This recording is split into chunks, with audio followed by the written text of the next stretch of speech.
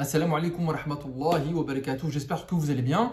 Alors aujourd'hui j'ai envie de vous parler de l'affaire Norman Tavo, du nom de ce célèbre youtubeur de la première génération des youtubeurs avec Cyprien, Squeezie, tout ça.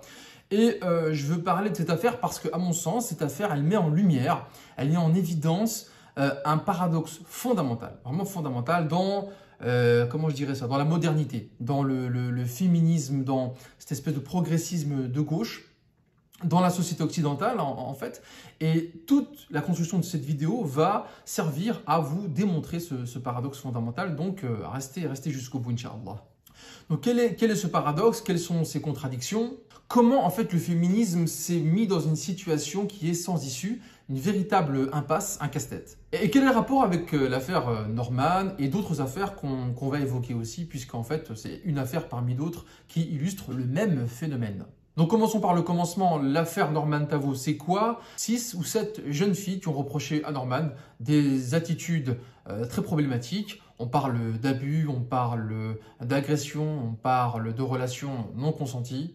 Donc il y avait 7 jeunes filles au départ, dont une au Canada, et finalement ça a abouti concrètement à 2 affaires judiciaires. Alors les médias en ont longuement parlé, donc vous avez sans doute entendu parler de cette histoire, mais les médias étant également ce qu'ils sont, on ne va pas faire une longue digression sur le sujet, mais ils ont beaucoup moins parlé de l'issue de cette affaire. Et l'issue de cette affaire, elle remonte à quand? À octobre 2023, si je ne m'abuse, où on apprend que le parquet classe l'affaire sans suite, c'est-à-dire que les 2 plaignantes ne verront pas de procès. Pourquoi il n'y aura pas de procès? Parce que, le jargon juridique consacré, c'est il n'y a pas de fait suffisamment caractérisé, c'est-à-dire il n'y a pas d'éléments matériels. Le parquet juge que ça ne sert à rien de faire un procès puisque de toute façon, le procès n'aboutira à rien. Alors tout ça, ça remonte à octobre. Vous allez me demander pourquoi j'en parle aujourd'hui, parce qu'il y a eu un petit rebondissement.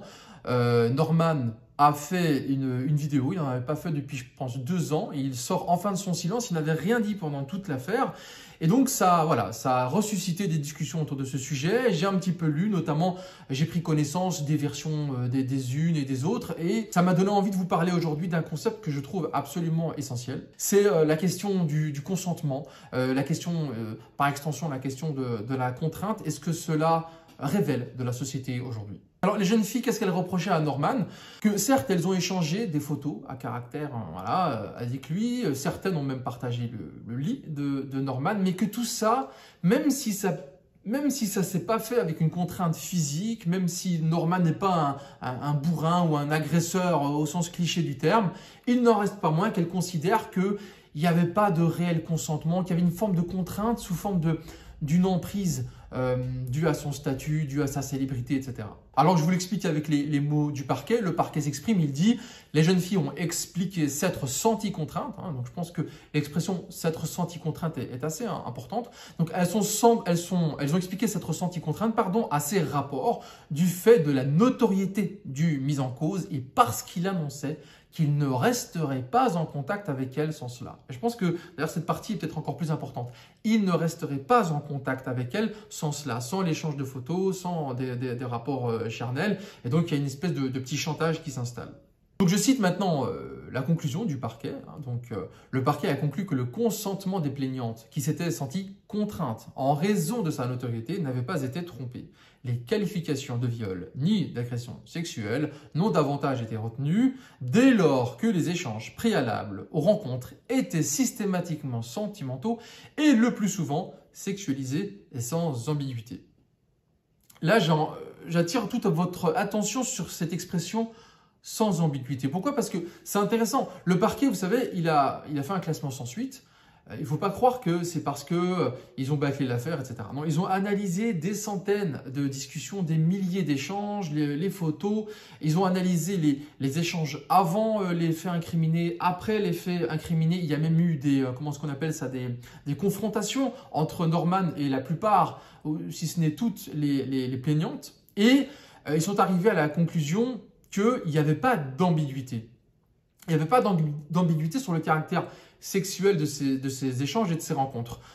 Comment est-ce qu'on pourrait le dire de manière plus simple? C'est que, en gros, les jeunes femmes qui se sont rendues, notamment par exemple chez Norman à Paris, qui sont montées à Paris pour le rencontrer, elles ne s'attendaient pas à ce que la soirée se résume à une partie de Scrabble, pour dire les choses simplement. C'est à ce titre-là que le parquet juge qu'il n'y avait pas d'ambiguïté. Pourtant, force est de constater que ces jeunes femmes se sont senties contraintes, elles se sont senties abusées, elles se sont senties salies, elles se sont senties trompées. Donc, toutes ces jeunes femmes qui habitent parfois dans des lieux très différents, qui ne se connaissent pas et qui ont toutes le même sentiment, ça ne peut pas venir uniquement d'un complot. Ce serait trop simple, il y a quelque chose de plus que ça. Et c'est pour ça, je pense que le terme ambiguïté, il est très intéressant, il mérite d'être décortiqué. Comment expliquer ce paradoxe entre, d'une part, il n'y a pas vraiment d'ambiguïté sur le caractère sexuel de ces échanges et d'autre part, elles sentent qu'elles n'étaient pas consentantes? Et bien justement, je pense que tout réside finalement dans ce concept de consentement qui est central mais qui est ô combien paradoxal. Et je me suis rendu compte de ce caractère paradoxal notamment à l'issue d'une autre affaire dont vous n'avez peut-être pas entendu parler, celle qui a touché l'acteur américain Aziz Ansari en 2018, si je ne m'abuse, donc en plein dans l'affaire MeToo. Vous savez, l'affaire MeToo, donc à ce moment-là, c'est brûlant, ce genre de sujet est très très touchy, et donc cette affaire vient dans ce contexte-là et va considérablement écorner la réputation de cet acteur américain. Et donc j'avais lu un article à propos de cette affaire, et c'est cet article qui m'a vraiment mis sur la piste de, comment dire, de peut-être que tout réside dans ce concept de consentement et dans le malentendu qui réside en fait dans ce concept. Donc l'affaire éclate en 2018, elle éclabousse donc Aziz Ansari qui est d'origine indienne, qui est un acteur américain, qui est un acteur qui est au sommet de son succès. Il a produit, il a été acteur notamment dans une série Netflix qui est fraîchement récompensée, Master of None si je ne m'abuse, et il a aussi bien une critique très très positive du côté populaire, on va dire, que du côté critique. Et donc il va y avoir un article de blog écrit anonymement par une femme qui va écrire sous un pseudonyme, Grace, sur un site féministe assez connu, et elle va dire en gros, et c'est le titre de l'article, j'ai eu un date avec Aziz Ansari et ça a été la pire nuit de ma vie. Alors, cet article-là, il est un peu cru, hein. D'ailleurs c'est un peu malaisant que ça aille autant dans le détail de la crudité de l'affaire, mais en gros ce que ça dit c'est elle a rencontré Aziz Ansari lors d'un événement, il lui plaît, manifestement elle voit qu'elle lui plaît, donc ils discutent et puis ils s'échangent un numéro, ils conviennent d'un date, hein, comme disent les jeunes aujourd'hui, donc un rendez-vous galant dans un restaurant de New York, et les choses en entraînant une autre, elle se retrouve chez lui dans son appartement d'un prestigieux quartier de Manhattan.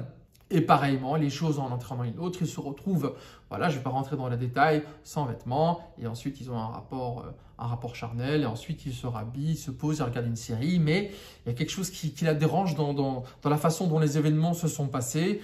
Et elle se tourne vers lui et lui dit « Vous les hommes, vous êtes finalement tous les mêmes ».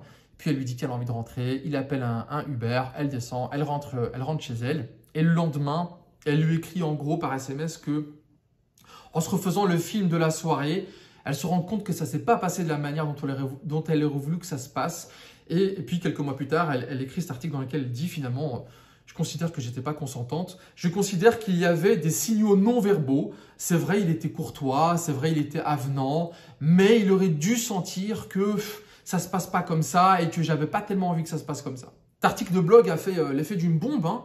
Je vous rappelle qu'il était vraiment au sommet de sa carrière artistique et qu'en plus de ça, il y avait l'affaire MeToo. Donc, aux États-Unis et dans le monde, mais surtout aux États-Unis, Washington Post, New York Times, enfin tout ce qui se fait de revues, tout ce qui se fait de talk show parle de cette affaire et tout le monde se dispute, notamment sur ce concept fondamental, celui de consentement. Qu'est-ce que ça veut dire ? Qu'est-ce qui s'est passé? Est-ce que Aziz Ansari est un prédateur redoutable, un agresseur sexuel affirmé, ou est-ce que lui-même est une victime d'un malentendu autour de ce consentement dont on ne sait pas vraiment qu'est-ce qu'il revêt comme signification, ou alors peut-être est-il juste un goujat, comme Norman le dit dans sa prise de parole, considère qu'au pire c'est un goujat, c'est-à-dire un homme qui a des mauvaises manières avec les femmes. Donc au milieu de tout ce brouhaha, j'étais tombé à l'époque, je reste en 2019, sur un article, je n'arrive plus à mettre la main dessus. Je crois qu'il était publié dans Quillette, un magazine australien plutôt conservateur, mais j'arrive plus à mettre la main dessus. Mais je me souviens du propos général, j'avais pris quelques notes à l'époque, et ce qui me semblait très intéressant dans cet article, c'est qu'il disait qu'il y avait un malentendu sur ce concept de consentement. L'auteur de l'article attire notamment, c'était une femme qui avait écrit l'article, attire notamment le fait le point, pardon, que Grace, quand elle écrit, elle met en évidence, hein, donc la jeune femme qui attaque Aziz Ansari, qui porte pas plainte contre lui, qui dit il n'a sans doute rien fait de pénalement répréhensible. Hein. Elle précise bien que c'est un homme bien sous tout rapport, mais en gros qu'il n'a pas été en capacité de comprendre la femme qu'elle est. Donc l'auteur souligne que Grace, dans son article de blog, met bien en évidence que c'est après coup, surtout, c'est en réfléchissant à ce qui s'est passé, qu'elle a analysé cette relation comme étant une relation non consentie. Pourquoi c'est important aux yeux de l'auteur?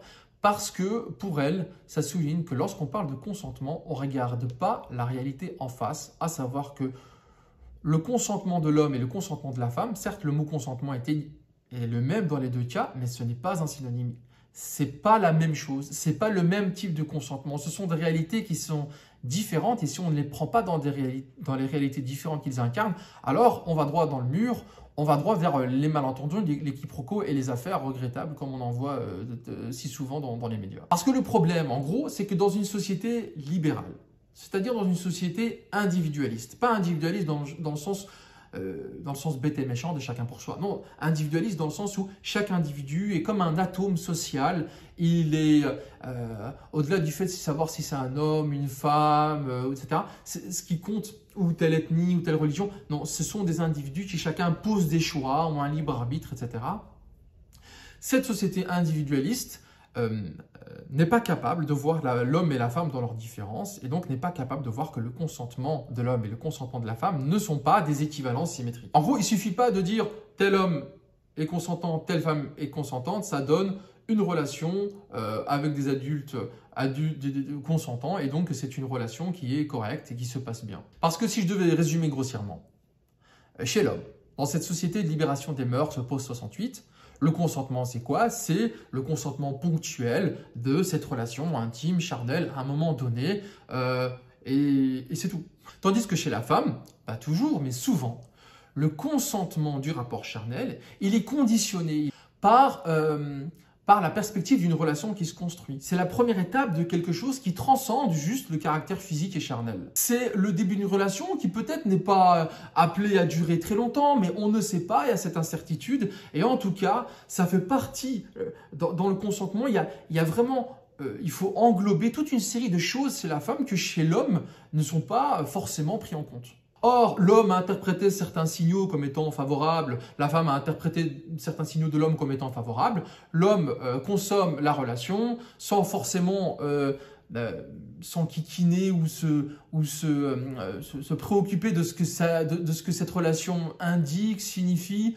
Peut-être même que finalement il s'en fiche, c'est une aventure sans lendemain. Or, chez la femme, certes, il y a des femmes qui, voilà, se lancent dans des aventures sans lendemain, mais le fait que cette relation n'ait pas été, comment dire, déterminée sur des bases concrètes, c'est un peu quelque chose qui se fait, comme je disais tout à l'heure, une chose en entraînant une autre, il peut y avoir un malentendu très cruel lorsqu'elle se rend compte que son consentement à elle n'était pas vraiment de la même nature que le consentement du partenaire masculin. Et donc, en apparence, sur le fond, tout semble aller très bien. Les signaux, voilà, les jeux de séduction se déroulent comme on les connaît dans les films hollywoodiens. On va dans un restaurant, on se retrouve dans l'appartement de l'autre. Il n'y a pas vraiment d'ambiguïté. Hein, le terme ambiguïté que je mets tellement en avant. Il n'y a pas tellement d'ambiguïté sur le fait de ce qui va se passer. Non, l'ambiguïté, c'est plutôt sur quelle est la nature de la relation qui est en train de débuter. Est-ce qu'il y a vraiment quelque chose d'ailleurs qui débute à ce moment-là? Si la femme se rend compte que l'homme, en fait, il était juste là en mode j'ai des besoins primaires, pulsionnels, je réponds à ces besoins pulsionnels primaires, on n'est pas destiné à se revoir, ou alors si on se revoit, c'est dans le cadre de ce qu'on est en train de faire maintenant, c'est-à-dire une aventure sans lendemain. Et si la femme, elle, s'imaginait que c'était le début d'une idylle avec une personnalité aussi prestigieuse, auréolée d'une célébrité, etc., et que elle attendait quelque chose de plus concret, de plus mature, de plus durable, eh bien, cet énorme malentendu va éclater. Et ensuite, la femme, lorsqu'elle va reprocesser ce qui s'est passé durant cette nuit-là, et c'est ce qui s'est passé avec l'affaire de Grace, elle va se dire « mais moi, je n'étais pas consentante ». Or, la justice n'a pas à trancher sur cette ambiguïté-là. Elle a à trancher sur la première ambiguïté. Est-ce que, selon toute apparence, on a en étant présent d'un homme et d'une femme avec toutes leurs facultés mentales, des adultes, ou en tout cas qui ont la majorité sexuelle, qui ont échangé tout ce qui voilà, est dans le code de la séduction, etc., dans un cadre occidental, libéral, libération des mœurs, etc. Et s'il n'y a pas d'ambiguïté à ce niveau-là, la justice ne peut pas pénalement punir le monsieur. Ça veut dire quoi? Ça veut dire qu'il y a quelque chose de fâcheux. Parce que si on se retrouve face à un authentique goujat, un authentique manipulateur qui se dit « moi, je peux faire semblant que cette femme, elle est importante à mes yeux et que je lui accorde toute mon attention et qu'elle est unique, elle est exclusive. Si je joue ce jeu-là, eh ben, je pourrais l'avoir plus facilement voilà, dans mon lit, pour dire les choses pas trop vulgairement. » On peut arriver à ces situations fâcheuses, mais elles sont fâcheuses sur le plan moral éthique. Encore faudrait-il définir le plan moral éthique. Mais sur le plan pénal, qu'est-ce que le juge peut faire? Il ne peut pas faire grand-chose. Et c'est un peu ce qui s'est passé avec l'affaire Norman Tavo. Parce qu'il le dit lui-même, il dit en gros, ouais, je pense que je peux reconnaître que j'ai été un goujat, un salaud. Et pourquoi est-ce qu'on peut objectivement penser ça? Tout simplement parce qu'il dit, comme vous le disiez plus haut, il dit...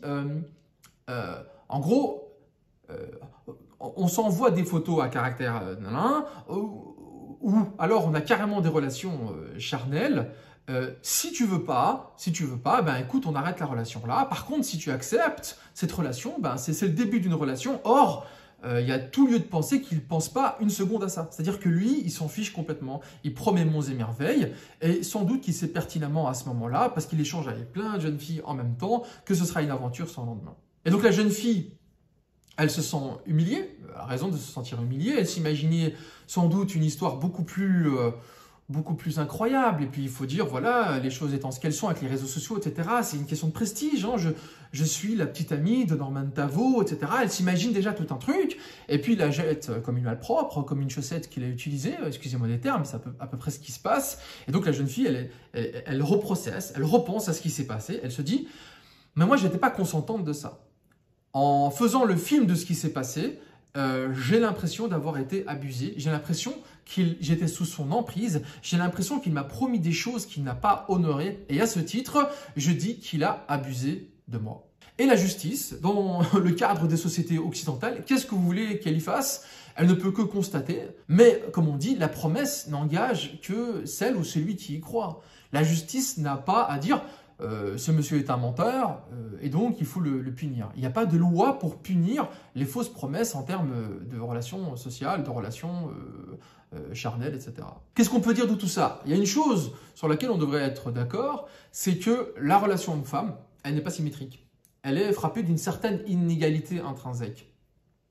Et que ce mot consentement, il est un petit peu trompeur. Parce que quand on voit le mot consentement, on a l'impression que c'est comme dans un contrat où on a deux personnes équivalentes qui, dans le rapport de force, présentent à peu près les mêmes forces, justement. Or, on se rend compte que c'est pas le cas et que c'est pour ça que pendant des siècles, les relations matrimoniales, c'est-à-dire les relations qui entourent le mariage, les fiançailles, l'établissement d'une relation entre un homme et une femme, pendant des siècles, voire des millénaires, toutes ces règles matrimoniales, toutes ces relations matrimoniales, devrais-je dire, ont été encadrées par des règles strictes, par des normes sociales, par la culture et par la supervision, plus ou moins directe ou indirecte, de la famille, du tuteur, du responsable, notamment autour de la femme, parce qu'on juge que dans la relation homme-femme, c'est la femme souvent qui a beaucoup à perdre. Mais la libération des mœurs, c'est ça. La libération des mœurs, c'est que le jeu qui était contraint, assez fermé, il est devenu ouvert, il est devenu plus libre. Et la conséquence, c'est quoi? C'est qu'avant, il y avait une forme de clarté sur, lorsqu'un homme rencontre une femme, qu'est-ce qui va se passer? Il y avait une forme de clarté, d'entente sur ce que ça implique, sur le type de relation qu'il va y avoir, et notamment sur le rapport charnel, puisque il est évident que quand un homme et une femme se marient, ça implique notamment aussi un devoir conjugal, que même aujourd'hui, dans les lois occidentales, je veux dire, c'est tout à fait reconnu. Or, la liberté totale post-68, pour faire simple, post-libération des mœurs, etc., elle suppose une espèce de flou, on pourrait dire un flou artistique autour de la nature de la relation. Une relation peut débuter sans absolument aucune entente, aucune discussion véritable sur qu'est-ce que cette relation est, qu'est-ce qu'elle va devenir, est-ce qu'elle est censée durer, est-ce qu'elle est censée s'arrêter, quand, etc. Et ça, c'est le cœur d'un ouvrage, c'est le cœur du propos d'un ouvrage de Eva Illouz, dont le titre est tout à fait évocateur, c'est « La fin de l'amour, enquête sur un désarroi contemporain ». Enquête sur un désarroi, c'est-à-dire une ambiguïté, une incompréhension qui est tout à fait moderne, qui est contemporaine, qui est notamment la règle après la libération des mœurs dans les années 60-70, le développement du féminisme, etc. Alors, j'ai pas lu ce livre, j'ai pas eu l'occasion, je le ferai, Inch'Allah, si j'en ai l'occasion, mais sur le compte Instagram de Paradigme, qui est un compte dirigé par mon épouse d'ailleurs, qui est un compte qui est au carrefour des sciences sociales et de l'islam, il y a une publication très intéressante qui synthétise de manière éloquente cet ouvrage. Je vous lis un extrait de cette publication et je vous mettrai le lien pour ceux qui seraient intéressés, qui voudraient le lire dans son entièreté. En faisant passer la liberté, et ici la liberté sexuelle, comme un objectif absolu, la modernité occidentale a créé les conditions qui expliquent la difficulté qu'ont les individus à s'engager et à trouver le bonheur affectif.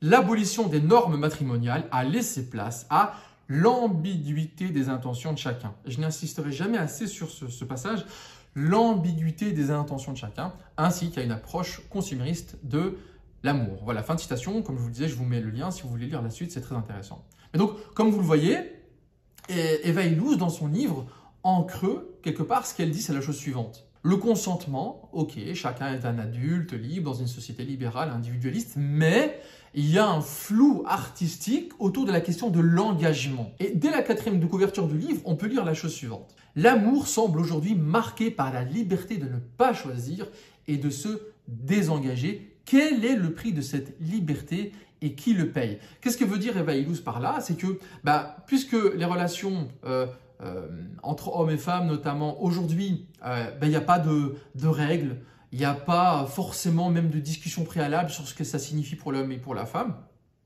eh bien, cette liberté de se lier au gré des aléas, des rencontres, c'est aussi une liberté de se délier, même lorsque l'autre personne ne veut pas. C'est aussi la liberté, par exemple, pour un homme, de compter fleurette, comme on le disait à l'ancienne, c'est-à-dire de jouer tous les codes de la séduction classique qu'on voit même dans les films hollywoodiens ou comme dans les contes Disney, mais sans avoir pour autant l'intention de s'engager dans la durée. C'est-à-dire avec la liberté également de se désengager dès qu'il le veut, même si cela implique qu'il ne tienne pas les promesses qu'il a explicitement déclarées ou que la femme a implicitement compris. Donc Eva Illouz pose la question, donc il y a une liberté de se lier, mais aussi de se désengager, pardon. Quel est le prix de cette liberté? Moi, je trouve ça très intéressant, cette question sur le concept de liberté qui me rappelle, vous savez, cette citation que vous connaissez peut-être, qui avait été au cœur d'un discours d'un homme d'église français qui s'appelait Henri Lacordaire, et qui disait la chose suivante: entre le fort et le faible, entre le riche et le pauvre, entre le maître et le serviteur, c'est la liberté qui prime et la loi qui est affranchie. Autrement dit, dans une certaine situation, on pourrait croire de manière intuitive que la liberté, c'est ce qui assure le plus la justice. Parce que voilà, la liberté, c'est un concept positif en soi, qui est au cœur de la devise de plein de mouvements sociaux et politiques. Or, nous dit Henri Lacordaire, ce n'est pas forcément le cas. Il y a des cas où, en fait, la liberté, contrairement à ce que l'on pourrait penser, c'est ça qui va enfermer les gens, c'est ça qui va faciliter la domination des uns par les autres. Et cette citation, elle est beaucoup utilisée, c'est pour ça que je pense que vous l'avez peut-être déjà entendue, mais elle est beaucoup utilisée notamment par les mouvements de gauche qui en parlent dans le cadre notamment économique et financier. Qu'est-ce qu'ils veulent dire par là? Ils veulent dire que le libéralisme, au sens le libéralisme de la droite sur le plan économique, met en avant l'idée de liberté des acteurs et des agents économiques, mais pour la gauche, c'est un leurre. Pourquoi? Parce que dans une société donnée, si on enlève les règles et les lois et que chacun fait ce qu'il veut, eh bien les forts, les puissants, les capitalistes, les patrons, ceux qui détiennent les moyens de production, comme on le dit dans la Vulgate marxiste, ou ceux qui détiennent les médias pour pouvoir assurer une forme de propagande, ceux-là sont en position de force. Et donc parler de liberté dans ce cas-là n'est pas positif, puisque ceux qui vont payer le coût de cette liberté, c'est les pauvres, c'est les salariés, c'est ceux qui n'ont pas accès à la parole médiatique, c'est ceux qui n'ont pas de rapport, qui dans le rapport de force politique et économique ne sont pas grand-chose.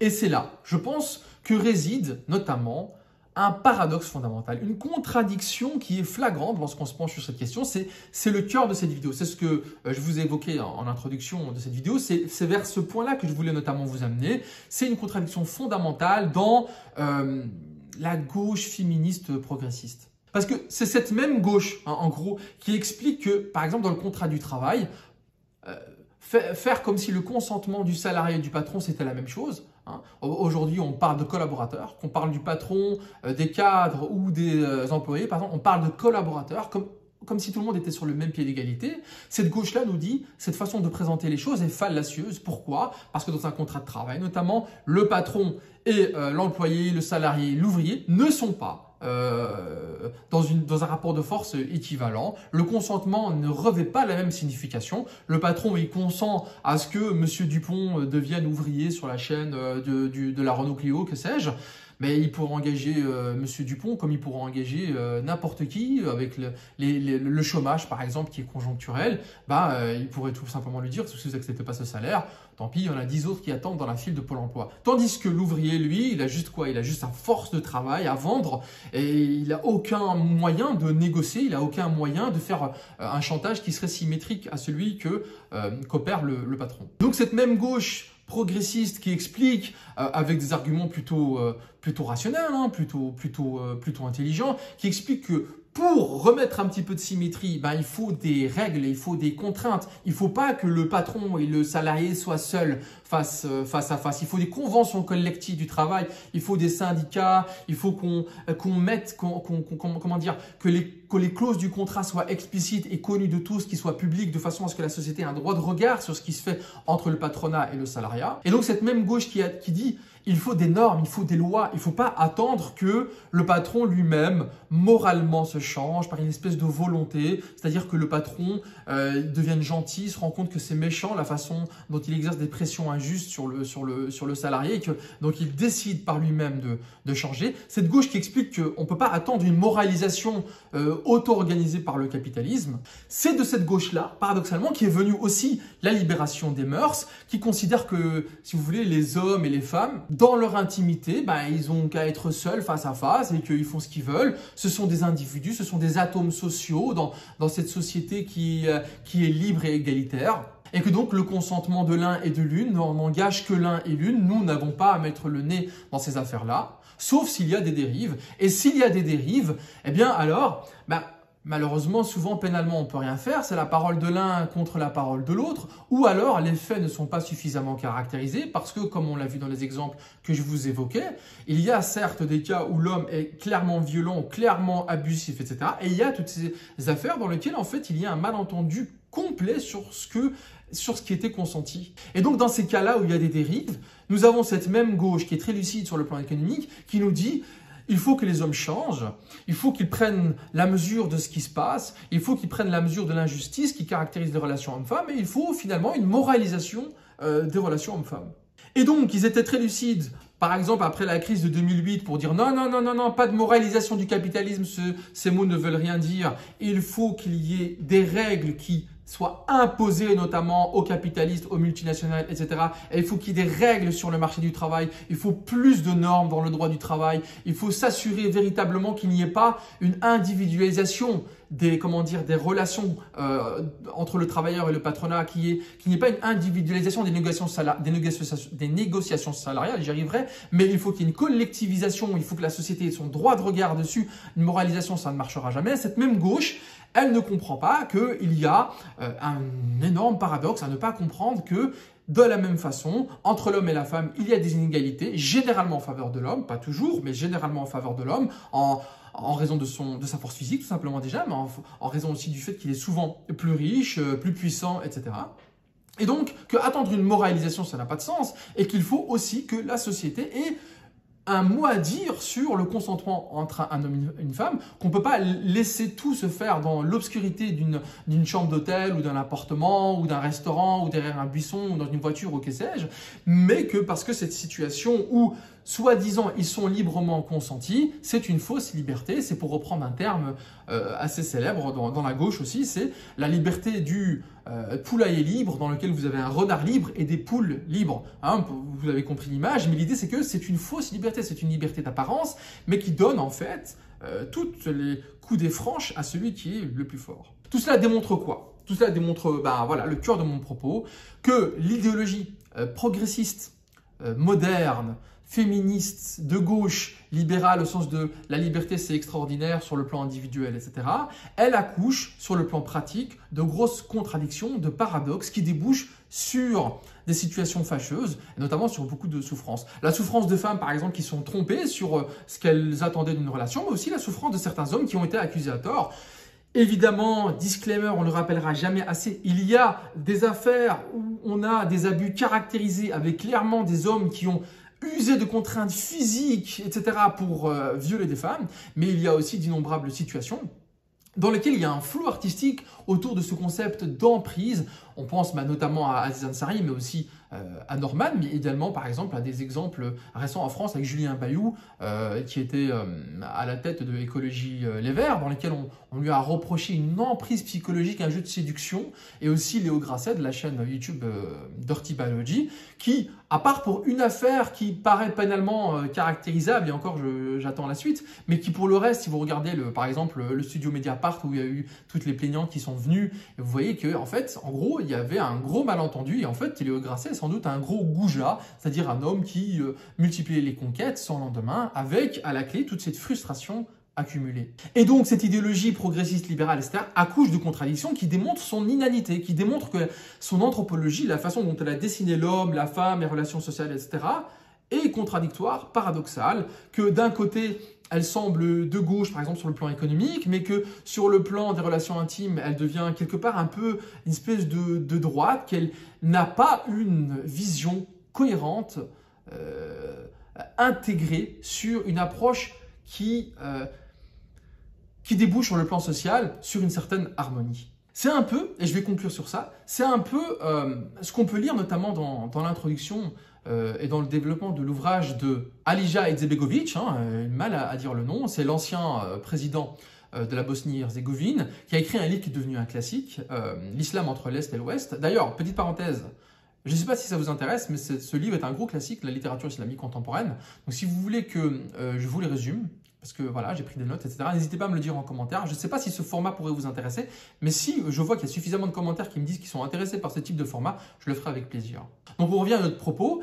Dans l'introduction de l'ouvrage, notamment, il montre, l'auteur, que en fait, vous avez dans, par exemple, le christianisme et le judaïsme, ou la gauche et la droite, etc., toute une forme d'idéologies qui ont été accouchées par les humains, et en fait, elles sont intimement, intrinsèquement contradictoires. Qu'est-ce qu'il veut dire par là? Il veut dire notamment que, en fait, vous n'avez jamais quelqu'un dans ce genre d'idéologie qui décrit telle valeur et qui va suivre vraiment ces valeurs-là. Tôt ou tard, sur une autre circonstance, une autre question, vous allez le retrouver même inconsciemment en train de propager la valeur opposée, la valeur symétriquement inverse. Et je pense que ce genre d'affaires montre justement ce que l'auteur veut dire dans son livre sur le plan par exemple de ce que ça signifie la liberté et le consentement. Nous avons par exemple une gauche qui se dit très lucide sur la déconstruction du rapport de force sur le plan économique et du travail, mais en même temps qui met en avant une façon de défendre la liberté de l'homme et de la femme,